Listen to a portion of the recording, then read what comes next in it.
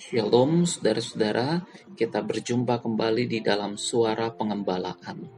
Dan pada saat ini, saudara-saudara, saya akan membahas tentang apa fondasi kehidupan kita.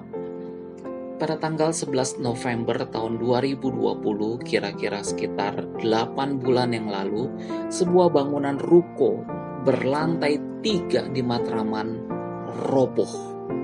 Menurut salah seorang warga yang melihat kejadian tersebut, pertama-tama terdengar bunyi patahan pada bangunan, brek, brek. Kemudian kurang lebih 5 menit bangunan tersebut langsung roboh. Kapolsek Matraman yang menyelidiki peristiwa ini mengatakan bangunan tersebut sebenarnya hampir rampung, tinggal finishing. Maka diduga robohnya bangunan itu karena fondasi yang tidak kuat. Saudara-saudara, betapa pentingnya sebuah fondasi yang kuat dalam sebuah bangunan. Demikian juga kita memerlukan fondasi yang kuat dalam menjalani kehidupan ini. Apa yang menjadi fondasi kehidupan saudara dan saya? Yesus mengajarkan kita untuk menjadikan firman Tuhan sebagai fondasi kehidupan kita. Dalam Matius 7 ayat 24-27 Yesus mengatakan, setiap orang yang mendengar perkataanku ini dan melakukannya, ia sama dengan orang yang bijaksana yang mendirikan rumahnya di atas batu. Kemudian turunlah hujan dan datanglah banjir, lalu angin melanda rumah itu, tetapi rumah itu tidak roboh sebab didirikan di atas batu. Tetapi setiap orang yang mendengar perkataanku ini dan tidak melakukannya, ia sama dengan orang yang bodoh yang mendirikan rumahnya di atas pasir.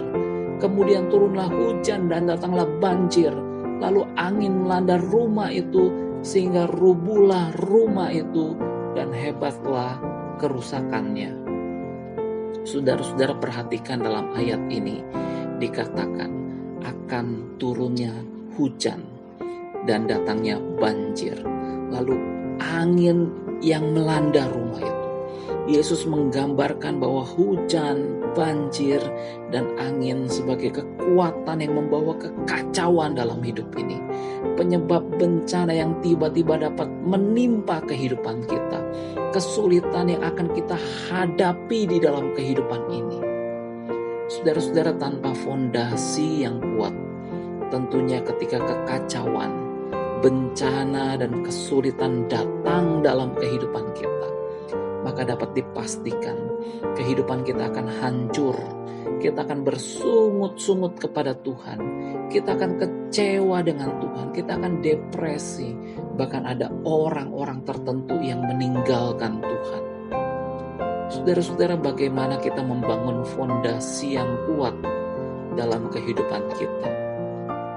Fondasi yang kuat dibangun melalui ketaatan kita dalam mendengarkan dan melakukan firman Tuhan.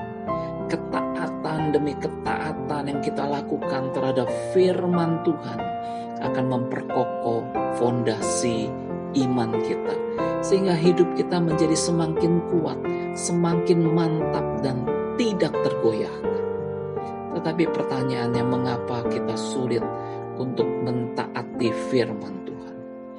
Karena seringkali banyak orang Kristen, mereka coba untuk mentaati firman Tuhan dengan kekuatan mereka sendiri.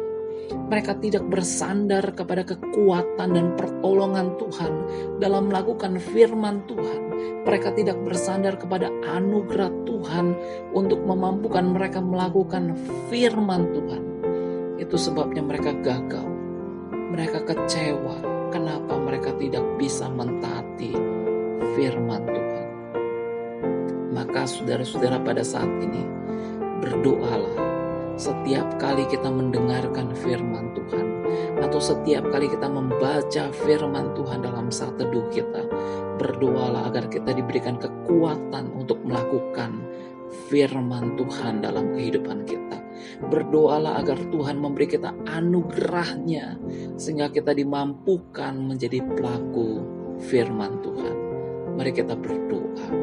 Bapa, kami bersyukur untuk firman-Mu yang kami boleh baca, yang kami boleh merenungkan, menjadi dasar, fondasi, kekuatan kehidupan kami. Ketika badai datang, ketika banjir itu datang, kami bisa tetap kuat di dalam firman. Berkati kami menjadi pelaku-pelaku kebenaran firman. Dalam nama Tuhan Yesus Kristus kami berdoa. Amin.